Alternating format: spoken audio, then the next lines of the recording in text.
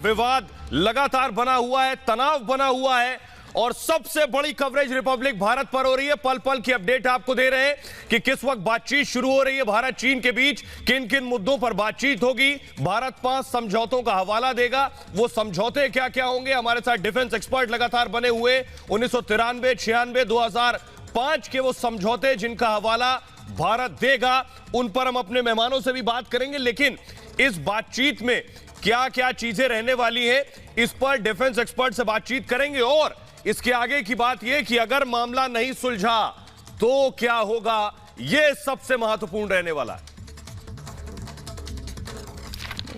और हमारे साथ बहुत ही खास मेहमान लगातार बने हुए।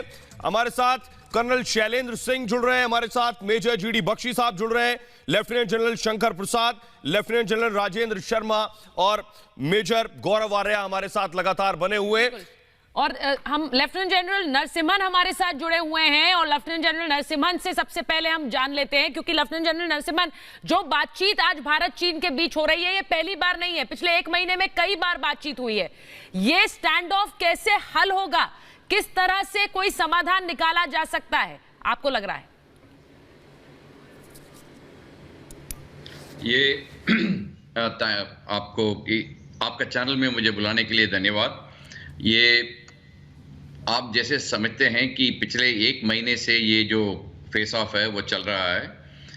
आप ये भी जानते हैं कि नीचे लेवल के बातचीत हो चुकी है, ज़मीन के लेवल पे, और हायर लेवल मिलिट्री कमांडर के लेवल पे बातचीत हो चुकी है। आज एक अहम मीटिंग होने जा रहा है जिसमें लेफ्टिनेंट जनरल लेवल टॉक्स होंगे। ये पहली बार इस प्रकार का लेफ्टिनेंट जनरल लेवल की टॉक्स हो रही हैं। तो ये अभी तक जो बातचीत हुई है उसके हिसाब से अगर देखा जाए तो एक हमारा साइड और चीन के साइड के जो कंसर्न्स हैं, जो प्रॉब्लम्स हैं, वो ऑलरेडी एक दूसरे को समझ चुके होंगे। तो ये चीज़ें जो है आज डिस्कस किया जाएगा और आमने सामने बात होने पर कुछ फॉरवर्ड मूवमेंट होने का हम उम्मीद करते हैं। और वो साथ जीडी बख्शी साहब भी लगातार बने हुए। बख्शी साहब, अगर दर्शकों को बताएं जो हमारे साथ अभी जुड़ रहे हैं, भारत चीन के बीच 1 महीने से लगभग ये विवाद चल रहा है। ये हमने डोकलाम की स्थिति में भी देखा था। आपको लग रहा है डोकलाम जैसी स्थिति, देखिए हम ग्राफिक्स के जरिए आपको दिखा रहे हैं कि किसके पास कितने सैनिक हैं, भारत की ताकत क्या है, चीन की ताकत क्या है। अब भारत 1962 वाला भारत नहीं रहा, परिस्थितियां बदल चुकी हैं। अब ड्रैगन को भारत सामने से आंख दिखाने की और दम दिखाने की ताकत रखता है। बख्शी साहब, यहां बातचीत क्या होगी जब दोनों कमांडर मिलेंगे?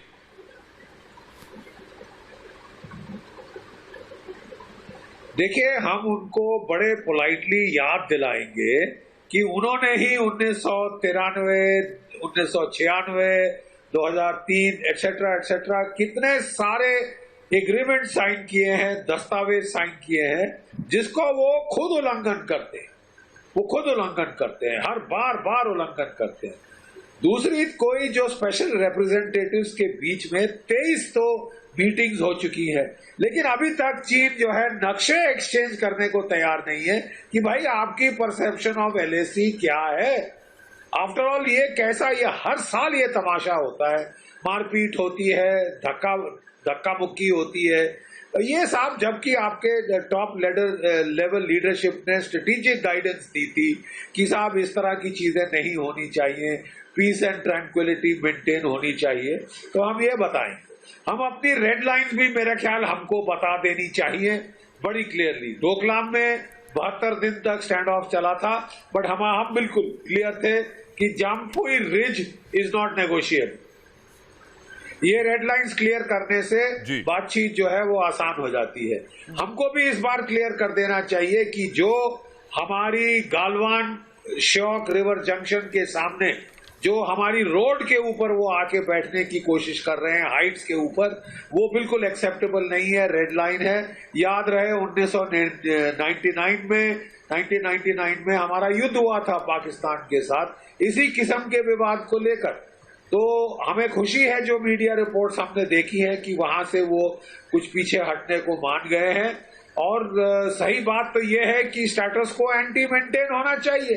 क्यों हर साल ये जो है ये छेड़खानी होती है, और जबकि वो खुद ही इतने सारे ढेर सारे एग्रीमेंट साइन कर चुके हैं इस मुद्दे को लेकर। देखिए, जब चीन ने अपने इलाके में class 70 road black top international standards बनाई, हमने कभी कोई आपत्ति नहीं जताई।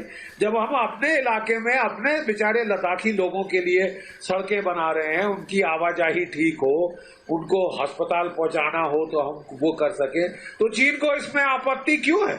बिल्कुल। और टूरिज्म के नाम पे उन्होंने सारी तमाम सड़कें बनाई हैं जिन पे आज उनकी फौजें आ रही हैं। बड़ी बात यही है, जो बात मेजर जनरल जीडी बख्शी कह रहे हैं, कर्नल शैलेंद्र सिंह, सबसे बड़ी बात यह है कि आप अपनी तरफ बॉर्डर, अपनी तरफ रोड भी बनाएं, अपनी तरफ इंफ्रास्ट्रक्चर भी खड़ा कर लें, लेकिन भारत की तरफ से अगर वही चीज अपने इलाके में हो रही है तो उससे दिक्कत है। ये चीन अपनी इस रणनीति को कब छोड़ेगा कि दूसरा देश कुछ ना करे? एक्सपेंशनिस्ट नीति सिर्फ आपकी रहे? देखिए, ऐसा है, आपको एक बड़ा छोटा सा एग्जाम्पल देता हूं। चोर को अगर पकड़ना है तो पुलिस को चोरी करने के तरीके जरूर आने चाहिए।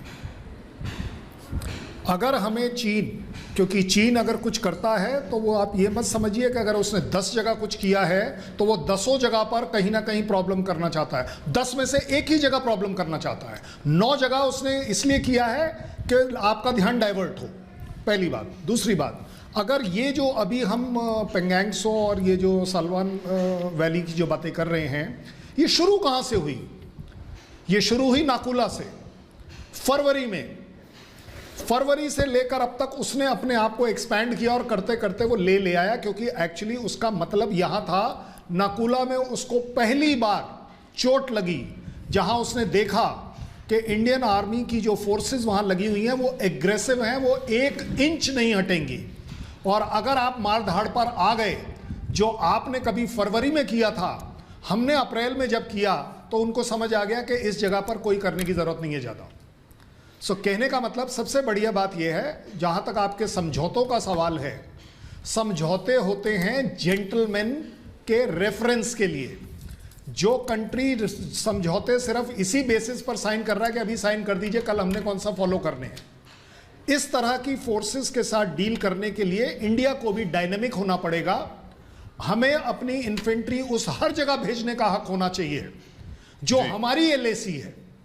ये क्या नया तरीका है कि हम उनकी क्लेम्ड एलएसी को पार नहीं करेंगे और वो हमारी क्लेम्ड एलएसी को पार कर कर अपनी एलएसी तक आ जाएंगे? जी, कहां लिखा हुआ है ये? नहीं, लेकिन शैलेंद्र साहब, लिखा हुआ है जी कि अगर आप कर सकते हैं। जी, कर्नल शैलेंद्र, आप कह रहे हैं कि चोर का इलाज करने के लिए जरूरी है कि पुलिस को चोरी आनी चाहिए। मेजर, मेरा सवाल आपसे है कि अगर चोरी नहीं आती है, अगर हम संयम से बात कर रहे हैं, तो क्या फिर चोर का इलाज डंडा ही है? देखिए, मुझे तो मैं मैं अग्री भी करूंगा जो कर्नल शैलेंद्र सर ने बोला है, क्योंकि चीन से आप जो बात करते चले आ रहे हैं और आप करते चले आ रहे हैं और हर साल चीन ये करता है, तो हम लोग जो बात करते हैं डिप्लोमेटिक मैच्योरिटी की और हम बातें करते हैं, वो सब बातें ठीक हैं, वो मैं उससे इख्तलाफ नहीं रखता हूं। मेरा सोचना कुछ और है। मैं ये कहना चाहता हूं कि क्या हम ये अलाउ करेंगे कि हर साल ये चीन करता चला जा रहा है, एक दो बार हर साल करता है और हर साल ये प्रेशर हमारे ऊपर डालता है? ये प्रेशर कुछ और है और ये प्रेशर ये डालने की कोशिश लगातार इसलिए चाइना करता है कि हमारा ध्यान ओशंस, जो मलाका स्ट्रेट है, नीचे जो ओशंस के रास्ते हैं, ट्रेड के रूट्स हैं, उससे हटा रहे और ऊपर होता रहे, तो हमारी तरक्की रोक रहा है।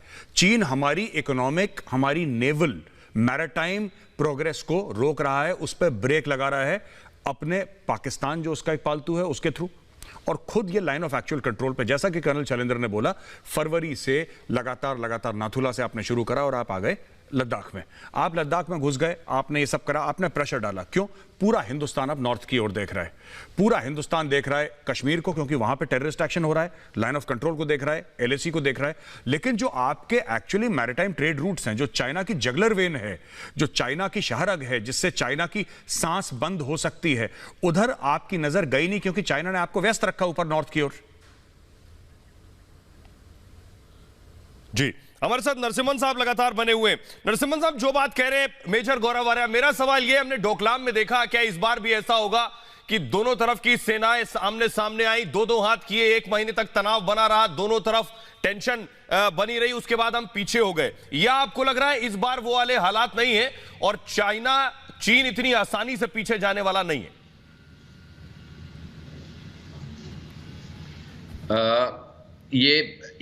इसके लिए थोड़ा इस प्रकार के जो इंसिडेंट्स हुए हैं उसको समझना जरूरी है। पहले तो ये जो नकुला का इवेंट है वो फरवरी में नहीं हुआ है, लेकिन मई का महीने में हुआ है। पहला इंसिडेंट पानपुंगसो में हुआ था, फिर नकुला में हुआ था, फिर गलवान आया। तो ये तकरीबन मई फर्स्ट वीक से लेके सेकेंड वीक के अंदर में ये तीनों घटनाएं हुई हैं। पहली बात यह है। दूसरी बात, ये तीनों घटनाओं में पहला दिन जो हाथापाई हुआ था, धक्कम धक्का हुआ था, उसके बाद में इस प्रकार का कोई अग्रेसिव बिहेवियर देखने को अभी तक नहीं मिला है। ये आपस में बातचीत चलती रही ग्राउंड लेवल पे, उसके हायर लेवल पे भी बातचीत चला है, इस प्रकार का माहौल बना हुआ है। तो इसलिए और इसके साथ में जो चीन का रवैया था और हमारा जो गवर्नमेंट का रवैया था उसको भी देखना जरूरी है। चीन का रवैया से देखने से पता चलता है कि वो ये मानते हैं कि कुछ प्रॉब्लम है, लेकिन वो बोलते हैं कि स्टेबल एंड कंट्रोलेबल बॉर्डर, और ये भी बोलते हैं कि भाई हमारे पास मैकेनिज्म्स हैं, हम बातचीत करके इसको पीसफुल तरीके से काम करना चाहते हैं। हमारा गवर्नमेंट ने भी यही बोला है।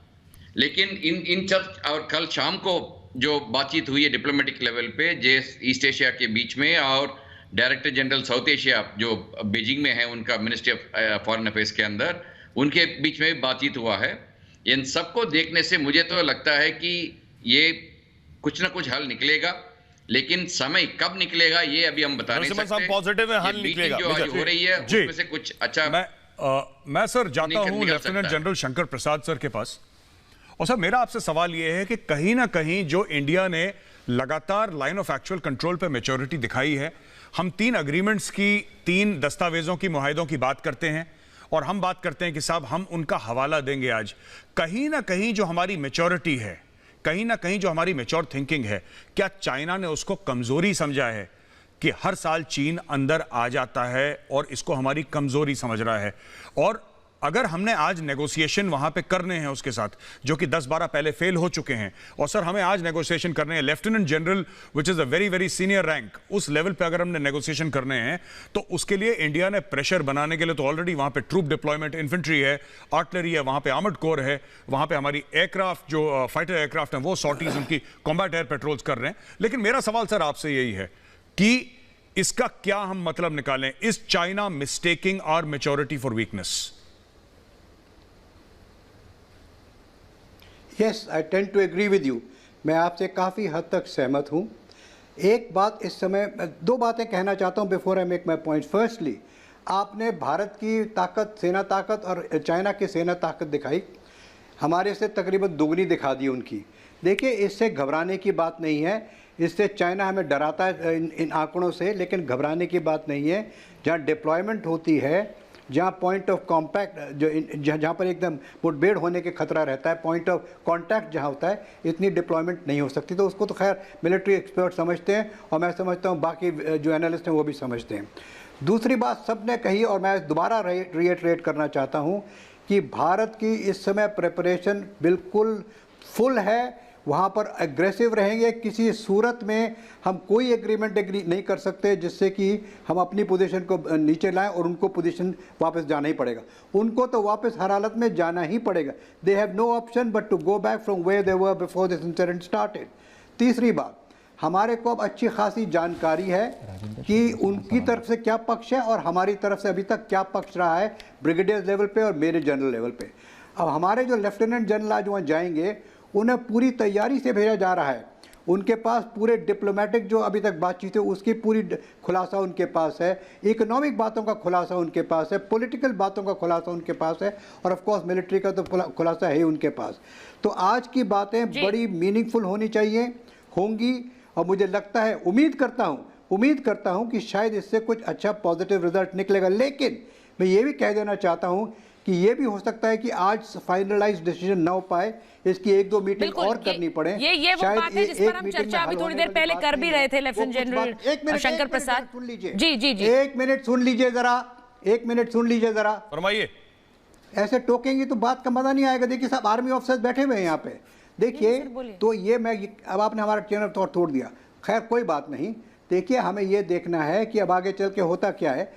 एक मीटिंग में मसला हल होने वाला नहीं है। आखिरी पॉइंट, एक सुनजू करके बड़े भारी थिंकर रहे हैं चाइना में, बड़े भारी फिलोसफर रहे, ये आर्या साहब भी जानते हैं, जनरल साहब भी जानते हैं सब। सुनजू करके, सुनजू का कहना है the greatest victory is which requires no battle, the greatest victory is one which requires no battle. ये सुनजू का कहना है, जो चाइनीज फिलोसोफर हैं, जिस पर चाइना की आर्मी बहुत अहमियत रखती है। तो वो भी यही चाहेगा कि युद्ध ना हो और ये किसी तरीके से मसला हल हो जाए, चाहे इकोनॉमिक रीजंस की वजह से हो, चाहे मिलिट्री रीजंस की वजह से हो। लेकिन ये बात सच है, इसमें कोई दो राय नहीं हो सकती कि इस समय उनको वहां से वहां जाना ही पड़ेगा जो वो इस वारदात से पहले थे, including those in the front end including those in the tactical area. बिल्कुल बड़ी बात सर ये भी है कि युद्ध के बगैर किस तरह की शर्तें चीन मनवाना चाह रहा है। जो आप कह रहे हैं कि अगर विक्ट्री चाह रहा है बिना बैटल के, बिना युद्ध के, तो किन शर्तों को मनवाना चाहता है इस तरह के इनकर्जन से, इस पर भी हम बात करेंगे। लेफ्टिनेंट जनरल राजेंद्र शर्मा हमारे साथ हैं, हम उनसे बात करेंगे, लेकिन एक छोटा सा ब्रेक पहले ले रहे हैं।